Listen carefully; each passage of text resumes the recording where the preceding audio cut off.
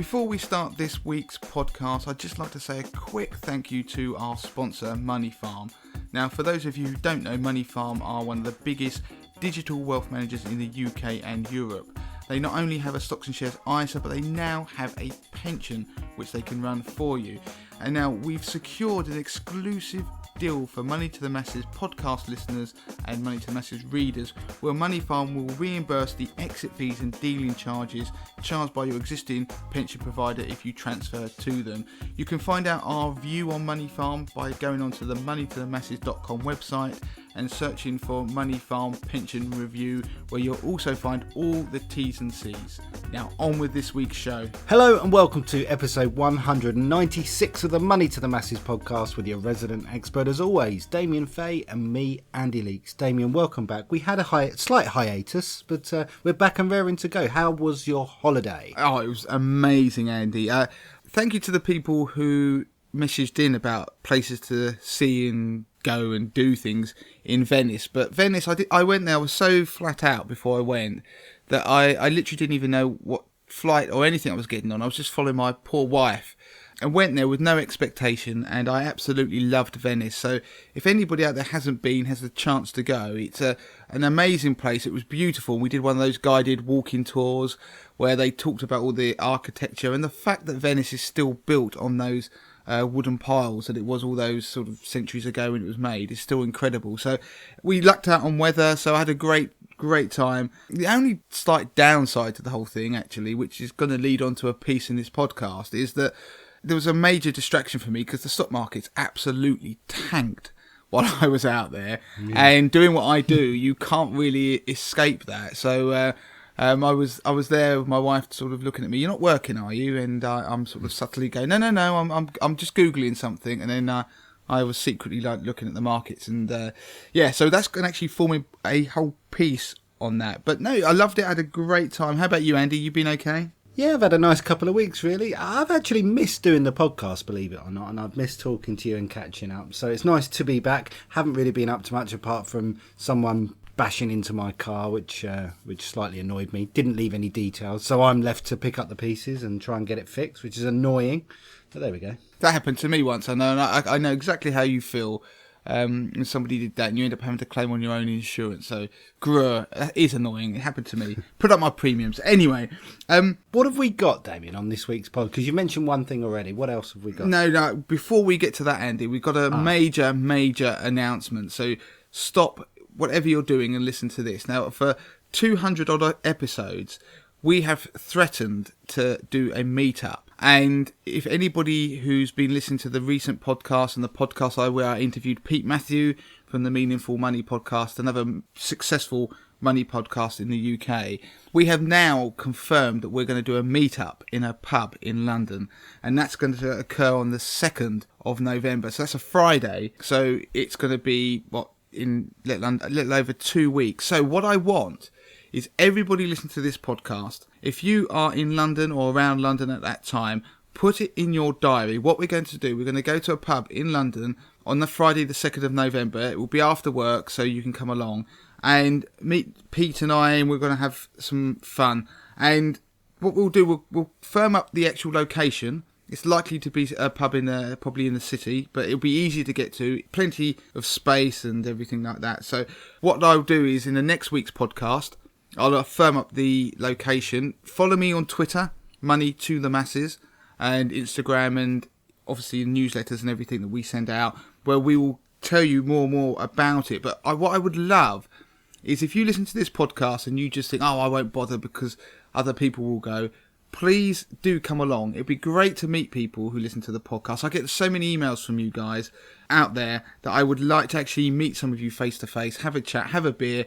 We can talk about anything, and I'm even dragging Andy along. I've dropped the bombshell on Andy that we're dragging him, and Andy obviously. I'm a very cheap date. It's a cheap date. Andy doesn't drink, so I'm dragging Andy to the pub as well. So it'll be us, Pete, anybody else who wants to come. Then we may actually invite some other podcast type people. But please do come along, meet Pete and I. It'll be worth it. So that's Friday the 2nd of November. I'll remind you at the end of the show. I'll badger you again next week and on social media. So that should be a hell of a lot of fun. And it's something we've been threatening to do for a long time. So tweet me if you are interested and you're keen. There have been some people who've already said they are. But it'd be great to sort of get a bit of a groundswell going. So, enough of the admin, Andy. What's on the show? Right, on this show this week is the update on the investment markets. It's such an interesting time. The backdrop of what happened after the last podcast. Because funnily enough, the last podcast I did a piece about stock markets, didn't I? About the crash and what would happen. Well, we'd had a little bit of a minor wobble, really, of a day or so. And I started to explain why it was happening, what might happen. And of course, it actually unravelled. It was a really popular podcast episode because I think during the week where it was absolute carnage on Wall Street and on the UK stock exchange and globally, I think people were scrabbling around for a bit of level-headedness, and so it's a very popular episode. But what I want to do is follow up on that, talk about what's been going on, where we could be going, what people should do.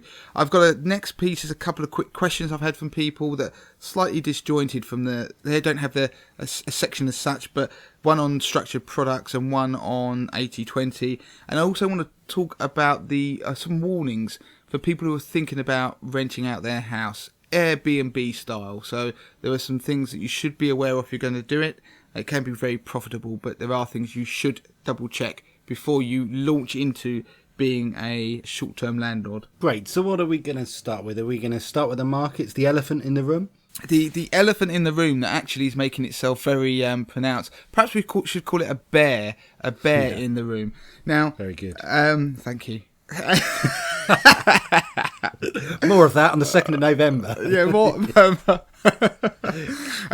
What happened? So what really happened last week? So I was in Venice and I was obviously meant to be looking at the amazing buildings, and I started to get a sense that things weren't quite right in the investment markets, because almost as soon as we got to about Tuesday, which was the day I went away, there were some big alarming red numbers on the stock exchange, and we saw stock markets globally, particularly led by America, tumble. And we're talking that the market actually in that whole week had a couple of very bad days, and at one point I think it did recover slightly on the Friday, but we were down about 6% in America, particularly on the NASDAQ, which is the tech-heavy index. So, to sum up, if you listen to the last podcast, it was very timely because I started to talk about that there was almost like a re-rating and a readjustment because people were suddenly realising that the Federal Reserve might raise interest rates. So, thinking of it in a very simplistic way, the patient, which is the global economy, the US economy, is being pumped full of drugs to keep it going, keep it on life support, to try and bring it back so it could be strong enough to survive without all these drugs. And those drugs were QE and low interest rates. What happened is now people are starting to realise that actually the US Federal Reserve in particular, because the US economy is doing so well, seem to be hell-bent on raising interest rates and trying to normalise things, bring it somewhere back to normal. And where the market had been slightly pessimistic in what they were pricing in, they suddenly had a realisation that they actually were going to probably do this, and therefore there was a panic. And in the last podcast I talked about the market had a sort of indigestion, swallowing the recent rate rises in America and the sort of minutes they have from the meetings, trying to understand what it all meant. It was almost like they then threw up and were sick. It was almost like they couldn't swallow it, and it caused the market therefore to tank. And in the last week's podcast, I was saying about how the narrowing of this stock market run that we've had over really since back in 2009, but particularly since the US general election that Donald Trump won back in 2016, what we've seen is that the stocks and the types of stocks that have been outperforming is narrowed. So really, where you had maybe a global rally and you had all sorts of stocks doing well, and where we got to, it started to become it ends up in America. Where we were before the recent sort of blip is that tech stocks, US companies, but US technology stocks. So we're really talking about the likes of Apple, the Facebook, Netflix, Google. Those were driving the market up, and they were very highly rated in terms of valuation, and they were due a pullback. And I've been talking a lot lately about there'd been some signs of weakness that people weren't necessarily picking up on in the last couple of months, which may have hinted at actually all's not well in the background of the stock market, but also maybe in terms of what the market's expectation of what would happen with interest rates, and all this QE and sort of the life support might be pulled away. And very quickly the tech stocks unravelled and they started to plummet, and that then spooked the market. It meant they dragged down the rest of the American indices, and then it dragged down the rest of the global stock markets. But it also had an impact with bonds. Bonds also got a bit spooked. So we got back to that phase again where everything fell. It didn't matter what you held between the start of October and to now, which is the middle of October, you would have lost money. Now, for people out there who've looked at their portfolios, I want to make them feel a bit better. There are 2,000 odd unit trusts. So let's just say 2,000 odd funds out there that you could buy via your pension, your ISA, your general investment accounts, through the likes of people like Hargreaves and Fidelity, all those platforms. There are over 2,000 of them. How many of them, Andy, do you think lost money? Give me a percentage of actually lost money in October. Now, you've got to bear in mind that they all invest in a wide range of assets. Some invest in equities in UK, US, all around the world. Some invest in things like property. Some invest purely in maybe bonds. So there's all sorts of assets covered in this broad mix. What percentage do you think lost money so far in this wobble? Well, I would think it would be difficult to be more than 50%, like you say, because of the diversity of different things. Yeah, I'm going to go for 50, but you're going to tell me it's high, aren't you? It is high, and I was surprised by how high. It was 97.2%. Seriously, out of over 2,000 funds? Yeah, basically there was, and the ones, that 2.3% that was left over, most of those made no money because they were all almost effectively cash themselves, and the others that did, there was only a handful, and we're talking about barely a dozen. So what it shows is no matter what you held, it was a complete collapse. It was complete fright. So everybody just fled. The only thing you could have held to not be impacted in any way really was cash, unless you were going very esoteric and starting to try and short the market through things like ETFs. So that backdrop of the worries about the QE, the Federal Reserve, we still got the populist Italian government deciding they're going to spend their way out of trouble and basically not stick to the rules of the European Union when it comes to budgeting. And what was really interesting about this latest dip, which leads on to what does it all mean, is that I think we're at a point now where the likelihood that the bull market is over has increased. In previous stock market corrections we've had, they've just had this, it's called buy the dip mentality. So if you just bought the dip every time, you made money, because it would soon bounce back. But of course, each time this happens, and with the narrowing that I said about in the stock market, each one of these we have, it increases the likelihood that the bull market may be coming to an end, and we may end up in a bear market. And quite simply, if we end up in a bear market, that means that stocks are it's going to be a bad environment for stocks. It's a general downtrend that can last for numerous years. So are we in a bear market now? It's too early to say. It could be that the market will bounce. At the moment, what we got is the markets are trying to form what they call a floor. They're bouncing along. Get your stock app out on your iPhones or whatever it is and have a look. You can see, if you look at the 1 month charts for pretty much any stock market, but look at the US stock market, you can see it dropped, it rebounded, and then it sort of dropped again. It's bouncing along. It's desperately trying to find those support levels, and you can almost see them with those sort of bounces up and down. Now, as a general idea, like what should you look at? What support levels and resistance levels we've talked about in the podcast before? What numbers? Now, I'm not going to go through them now. I'm doing a piece for 80/20 investor members who are interested. But in America, one of the support lines that people look at is the 200-day moving average. Now, the 200-day moving average is simply that, an average over the last 200 days of where the market has been. So that's bouncing up and down line on the S&P 500, let's say. It's a smooth line, and it's normally seen as a bearish sign if the market crosses down through that. It's a bullish one if it's above it, and you can obviously guess that we've been above that 200-day moving average for most of the last few years. There have been periods this year where we dipped below. We did back in February, but obviously we need to get back above it again. Now, as a investor, have a look at that. The number roughly at the time of me doing this podcast, look at the S&P 500, is 2,768. It doesn't mean that the market will collapse. It may find support. But what is interesting is that people are thinking that, oh my God, that a bear market would be unusual. But if you look around the rest of the world, while you've got your stock app, this is just out of interest, have a look at some of the European markets if you can see them, or Google the Chinese stock market. We're in a bear market in those. The Chinese stock market is down 30% from its highs in late January, I should say. Now, a bear market is defined as if the stock index falls by at least 20% from its recent high.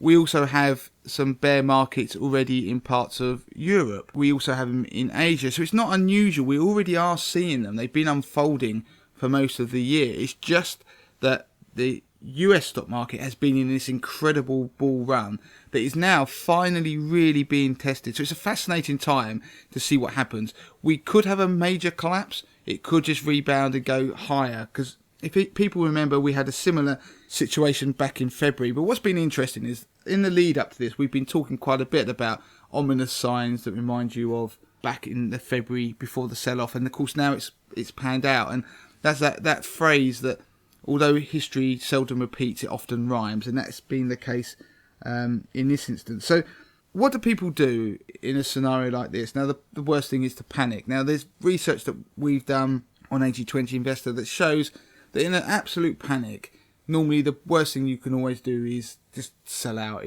What happens often is the best days come very soon after the worst days, normally within about a week or two. But that is an average. There are times where the market keeps going, and it doesn't rebound for months and even years after the dot-com bubble. So what you should do, it's a really good reminder, because when you get these dips, you often get rallies back up, and we've seen a couple of them in the last few days. You don't know if that's a complete rebound or a relief rally that's almost like just sucking you in before it drops again. But it's a really good reminder when you have something like this to look at your portfolio, look at the losers, look at the winners, and look at the risks you're taking, and then make adjustments. So what you'd want to do is try and perhaps rein in some of the things where the risks have overextended. So when you have something that's really, really successful, it makes up a bigger and bigger part of your portfolio. You may want to trim that back. It's a sort of technique that is used in portfolio management to try and rein in risks, and it is just about risk management in an environment like this. You also might want to look at the losers. Would you, with the information that you have now, want to buy a particular fund as if it was new? So pretend when you look at your dud fund that's not done very well, look at it and say, let's pretend I never owned it. Today, would I want to buy it? And if the answer is still yes, because you're a long-term investor and you like the reasons you hold it, fantastic. Then it's a good way of trying to decide whether to keep it. The other thing to do is people might want to raise their exposure to bonds, although bonds have struggled, and also cash, because that was about one of the only assets that can protect you. It doesn't mean you have to bail out. I've been talking a lot about this with 80/20 investor members, because I did a whole piece and I tweaked my portfolio this week as a result and increased my cash position. And it's one of those things that I try to explain to people. It's a bit like you're driving along a motorway and you're coming towards the fog, and you get a load of fog, but you wouldn't accelerate into it. You'd probably take your foot off the accelerator, because if you pulled the handbrake up, you'd probably cause a pile up. So in the investment world, you probably don't want to be doing that, because you pull the handbrake up and go into cash effectively, then you could miss out. Then equally, you just try and slow down, which means like looking at the risk in your portfolio and trying to make changes. And I've done that, and it enables me to, if the market picks up again and rebounds, to readjust and then take off all those hedges, because I have put some in my portfolio. So where I say hedges, I mean things that are going to behave in a slightly different way to what's already in your portfolio. So you can get some funds that actually make money when the stock market goes down, and so you get things like that. But you could also then reinvest your cash when things start. So you get confirmation that the bull market is back in full swing. Then you can open up the shoulders and go back into the market. Now, it does mean that when the market rebounds, you probably miss some of that upside, because I've done it a couple of times. I did it in February, and I did it in 2016, around the time that the US election occurred. But it didn't make a difference really in the long run, because then I was able to go back into the market once we had the confirmation. If you'd probably just stayed in the market the whole time, then yeah, you probably would have been better off. But what I was really doing is trying to protect against that complete Armageddon situation. Now, if the market does have Armageddon and fall 20%, of course, my portfolio will fall. But the aim is that it won't fall as much as everybody else's. So it's putting that downside protection. So it's just a kind of a good reminder. It's a bit like when you driving along the motorway and you've kind of gone along the fast lane, cruising along, which is what we've been doing of late with the summer, a great run in the markets, and something happens that almost suddenly shocks you out of your slight daze. Maybe someone braked up ahead, or when a stone flicks up and hits your windscreen, you suddenly check what you're doing, and it's taking the situation like that just to reassess things, but not necessarily to panic. So it's a fascinating time. This is going to keep rumbling, and I'll probably do it again on future podcasts and talk about it and what could happen. What we probably really need is the Federal Reserve or the central banks to come flying out the traps and prop things up. And I talked about it before. What central banks tend to do, they do the same thing they've always been doing, which in the case of America is raising rates now until they break something. And if they break the economy, they're likely to sort of backpedal, which would ultimately be beneficial for equities given the past history. But before we get to that point, we could have a bit of a wobble into Q4. And of course, don't forget, we've got the US midterms coming up. So it's a fascinating time, a lot going on. Anyone's got any questions about it, please ping them in, because it generates a lot of good discussion. Before we move on, Andy, I just wanted to quickly mention 80/20 Investor. Now, 80/20 Investor is my DIY investment service. Do go and check it out. I empower and teach people how to invest their own money. The service provides data-driven fund tables. The data is driven by my own unique 80/20 Investor algorithm, which I created. You also get stop-loss alerts, you get research articles and insights, you get market commentaries, monthly commentaries and DIY investment lessons, but you also get access to my £50,000 portfolio, which is a portfolio of my own money, which I run live on the site for members to see, and it shows people how I use the service to maximise my returns. And in the first 2 years of doing so, I turned £50,000 into £59,500, which is a 19% return, beating investment managers, professional fund managers, financial advisors, investment banks, passive trackers in the market. So everybody can have a free 30-day trial of 80/20 Investor, and you can claim that by going to moneytothemasses.com and going and clicking on the 80/20 Investor hyperlink at the top of the page. So go and try the service. Let me know what you think of it, and I know from the feedback that you're going to love it. But for now, on with the show.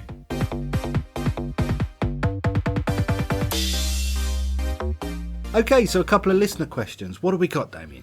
Right, there were two that have come in on different topics. And one of them is it was more of a statement, actually. I wouldn't say an accusation, it's slightly, but I'll read it out and it will make some sense. He said, "Hi Damien, I'm a regular listener to your podcast and greatly appreciate the time and effort you put in to produce the show. One issue that always intrigues me is your advert on 80/20 Investor, which you've just heard. On the main show, you have mentioned that you are an actuary by training and hence are thorough in your analysis of statistics. However, in the 80/20 advert, you state that your performance over the last 2 years has beaten passive, active and index trackers. Do you mean all of them, 50% of them, the 25th percentile, or just some of them? It appears you have a cognitive dissonance when it comes to promoting 80/20 Investor. I would be delighted if I was proved wrong, as I generally enjoy the show." And that was from Vatsal. So, no, actually, knowing you, Damien, and knowing the tone and the sort of, it is a really good email, that. But knowing you thrive on that kind of a contact, because it gives you the opportunity to discuss and debate and almost sort of prove stuff. I think this is great. Yeah, and I think it's a good question. I did have to check what cognitive dissonance was. And for those of you out there who wonder what cognitive dissonance is, to give you an example, it would be somebody who knows that smoking gives them cancer, they will choose to smoke. So I think what, in this example, the idea being that I'm a real stickler for statistics, but in the advert, I don't give you the sort of breakdown of all the statistics, which is by... It's hard to do in a 30-second ad, to be fair. Exactly. Because given that some people don't want to listen to all of the ad all the time, we can't. So I direct people to go and have a look. In answer to the question, though, it's a very good one. What I do is, there are all the funds out there, they're normally put into sectors. So I look at the funds that are run as portfolios. So basically multi-asset funds, the ones that have bonds in them, they may have property, they may have equities. So that's a big chunk of them, and they typically end up in about 4 or 5 sectors. The flexible investment sector, and there's ones called mixed shares, and they have various different amounts of equity in them. And so what I do is I look at how they're doing. I rank myself against those people. But don't forget that those sectors allow a range of equity exposure. So there's one of them that allows you to have between 60% equity and 85% equity. So the Investment Management Association, or the Investment Association as it's now called, define the sectors so consumers can compare like with like. They're not 100% perfect, but you wouldn't want to have property funds in with equity funds. You need to have the UK equity funds that are all in the same bucket, along with the North American equity funds and certain bond funds in the same buckets. They create these sectors. So what I do is I go and look at them and see, well, what's the average done on all those if I took the average one? But I'm the kind of guy who likes to, I don't like averages all that much. So what I actually do is I go in and I rank every fund in those sectors from top to bottom and put myself where I would appear in that list. And now, when I last did it, which was about a week or 2 ago, when I did my update on 80/20 Investor, I did it on the mixed 60 to 85% shares sector. What that means is those managers can have between 60% equity and 85% equity. What you find is they mostly go up the high end, because if you're going to take risk, it means you tend to be able to outperform maybe in the long run. So if you're in a sector, it's like being able to drive around a circuit in a car and you're only going up to sort of 4th, 5th gear, where everyone else is flying around in 6th with their pedal to the metal. But what it does mean is that those ones underperform in downturns. Now with 80/20 Investor, of course, I can dial up and dial down my equity content. On average, I typically have between 50 and about 65% equity exposure. I do go as low as 40. So you can see that I don't necessarily adhere to one of these sectors. So what I like to do is think, well, do you know what? If we're good at what we're doing and we're trying to add alpha, as they call it, I see where I am in that list. And when I did it last, there were 164 funds. And out of that list, I would have been number 12 if you went from top to bottom.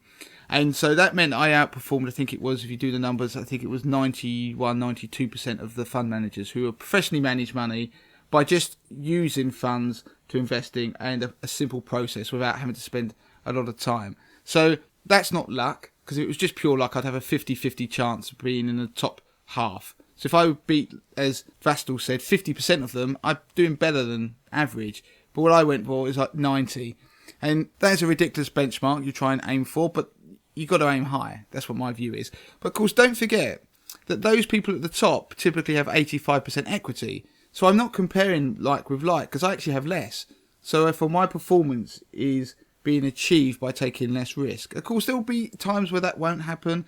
Maybe I'll underperform in certain environments, vice versa. But it's a very good question, but I can't explain what I've just done in about probably 5 minutes in a 30-second advert. So, no, in answer to a brilliant question, I'm really almost obsessed about this sort of stuff. I beat myself up, which is exactly why when I went to Venice, I couldn't switch off, which is one of the things that about 80/20 Investor that is in the background. My inability to switch off, because obviously there are lots of people who use it and I want people to enjoy it, and with environments like this they want to know what's going on and possibly what sort of actions they could take. In terms of the passives, I tend to like to go for the best, so I tend to look at the best passives out there.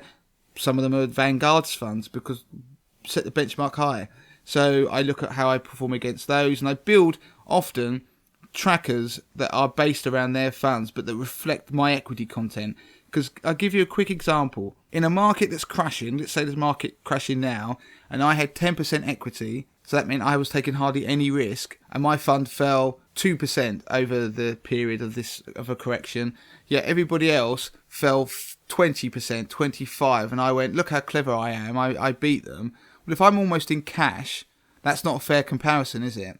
Equally, when the market is rallying, if I was only 10% in equity and they were flying, then it's not a fair comparison the other way around, because I would be comparing my underperformance in that scenario with theirs because they're taking more risk. So what I do is I try and build the optimum from like Vanguard funds that reflect what I'm doing to show what value I'm adding, because it's about the decision making as much as anything else. Because you could just stay 60% all the time in equities, which is why they produce those sorts of trackers and funds that do that, Vanguard in particular with their lifestyle funds. But of course there'll be markets where that isn't the ideal scenario. So it's a great question, and something I think about a lot, and have obviously therefore built things around it, benchmarks, which you will see if you take a trial on 80/20 Investor. So rest assured, my cognitive dissonance, I'd like to think I don't have a cognitive dissonance, and I probably beat myself up a bit too much, and I think sometimes I should give myself lower thresholds and perhaps not obsess about it. So I hope I've answered that question. You have answered that question, very much so, from my point of view. Can I just add one quick point before we move on, because I'm conscious of the time and we want to squeeze the rest of the show in, is that what happens in fund management world, they will tell you they are a genius. Give me your money because I'll beat everybody. That's complete nonsense. What we need to get away from, that idea is sold to people so they can sell you a fund that you give them your money so they can make money out of you by charging a fee. What we do with 80/20 is try and say, like, look, I'm not saying that we're the best, we're going to outperform in every environment. We're going to teach you and help you to be able to make decisions yourself. So we need to get away from the point of necessarily saying you're going to beat everybody all the time and you're the best. It's not about that. It's about stacking the odds with the amount of effort you're willing to put in to try and do better. If you can outperform 50% of the fund managers by doing very minimal work, then you're doing better than they are. And that isn't necessarily difficult to achieve by just following a process. So that's the problem, is that we get in a world where we feel that somebody has to have the best solution. Is it the best way to invest? Absolutely not. It won't be. In a falling market, momentum will go down. When the market's crashing, you'll ride it down as well. It's like a roller coaster, but when it comes back, you'll ride it up. And I often talk to lots of people who want to do 80/20 Investor, and sometimes we'll say to them, look, I'm not promising you anything here that's going to be the perfect solution. It is one solution of many that are out there, but it's one that requires probably least input from your perspective. And momentum doesn't. It's a very simple process. There's value investing, which is very tricky, and various other methods. So lots of people will do each or multiple different strategies within their portfolio. What happens is, in the investment world, they'll tell you whatever they do is the best, which is nonsense. Right, so moving on, I just want to cover the other question that I had that was relating to something that's basically a structured product. And just to quickly run through it, it says, I have a small pension of £55,000 and their financial planner has put £6,000 into this particular product. It gambles on the price of oil and the FTSE over a 5-year period, which ends in February 2019. Can you advise if you've heard of this type of fund investment and your opinion? Thank you. I haven't mentioned the person's name in there because obviously it's a bit of a personal one, but the idea, what those sorts of products are, is there are ones out there that are what they call structured products, and what they do is they try and create a product that seems to have very little risk. So they'll give you some of the upside of when the FTSE 100 gets to a certain point. So let's just use round numbers. Let's say the FTSE 100 is at 7,000. If by a particular date in the future, which they set, if the FTSE 100 is above 7,200, you get X percentage for every point above that. And if it gets below that, if it falls, then you don't lose anything. And then equally, some like these will have some form of, they might have multiple assets, so it might be oil. Now, how do they manage to do that? And what do they do? It's called a structured product, and they really use derivatives and other financial cleverness and products to be able to hedge out the downside risk. But what it means is, when you have these products, is in a very opaque charging. You just give them your money, and if certain things happen, you get a profit and an agreed amount back. If you don't, you normally get your money back. And of course, what the charges to products like that, they're obviously quite high, but you don't see them because they're not quoted. You're just given a return if certain triggers are met. The other thing is that you will get a lower return because of that hedging that goes on in the background. And so you could have just put money in the FTSE and kept a load of money in cash. It would work out, it would minimise your downside, but you would have some downside, of course. But you're giving up your upside potential, because if the FTSE just went up to like 7,100 or something, didn't quite hit the triggers, you don't get anything back. But obviously the people who make these products will keep that effective difference. The other thing is, in order to be able to give these hedges and to deliver these products all wrapped up nice and neatly, they normally have a third party that is given the sort of derivatives to give the return that is being created, that is being replicated, and that gives another risk, and it's something called counterparty risk, which is a third party. So it'd be like the company you're buying it with, there'll be these are big investment companies, so they're not sort of people who just make it up. They're normally big companies, but there'll be a third party, another investment bank, that will pay out when the FTSE does certain things, and so they end up being able to give you the return they've promised. The issue is that risk, if that company blows up, that third party, you won't get any money back because they don't exist. And that has happened when Lehman's collapsed. They were the counterparty to lots of products, and of course there were lots of people in things like this that fell apart. So I can't comment on this individual product. I've not seen it. Some of them do have actually quite good reviews in the financial world, but personally, I wouldn't invest in them just because I find them very opaque in terms of how much you're paying. You're giving up some of your returns, and I think you could replicate some of it. If you don't want the risk, then don't invest, or you put some money in cash or into something else. And also the counterparty risk element is very, very difficult to understand. So yeah, they're not the worst things in the world, but I personally think you could probably do something better yourself if you're happy doing that. But of course, if a financial advisor has recommended the product, if things do go a bit bandy, then you do have a comeback on them because of what they've recommended and whether it was suitable for you.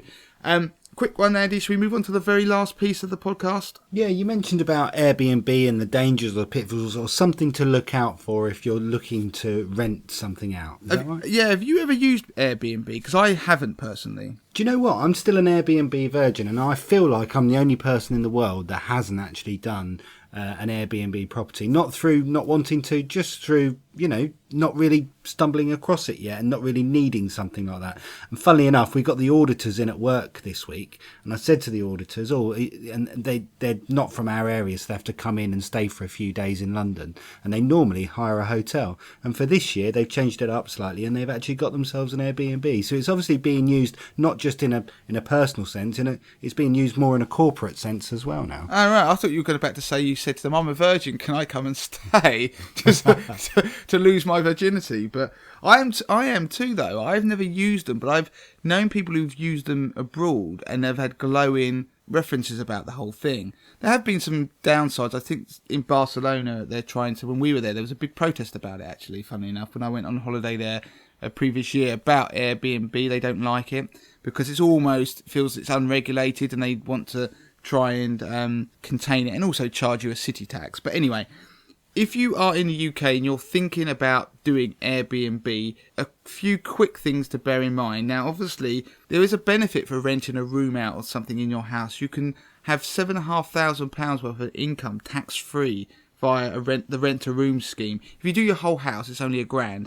But if you are going to do Airbnb, things to bear in mind, there can be local restrictions on doing Airbnb. So, for example, you might need a planning permission if you're going to let out your house for longer than 90 days in London. So you have to check with your local authority what the rules are and that you stay within them, and you aren't having to apply for some form of a license or permissions to be able to create a longer term let.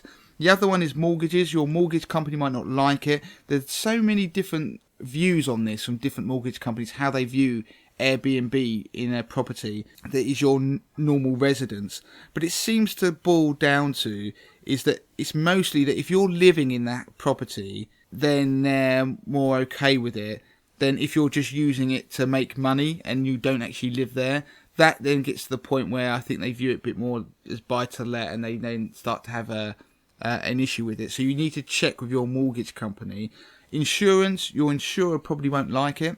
So you need to check with the insurance company what their view is, because again, there may be limitations on the amount of days that you can do in a given year. And finally, if you have a property that's got on leasehold, the leasehold might prohibit you doing it.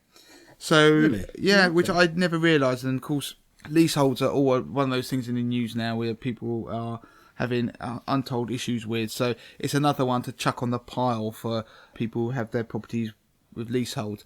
So yeah, Airbnb, great idea if you want to make some money, but do bear in mind there are certain things you should check before you do it. Good stuff. Slightly longer one this week, but I think it was necessary because obviously there's been a big shake-up in the markets and we've not been around for a couple of weeks. So it was nice to chat and nice to have a bit of a longer one for our dear listeners who've gone without.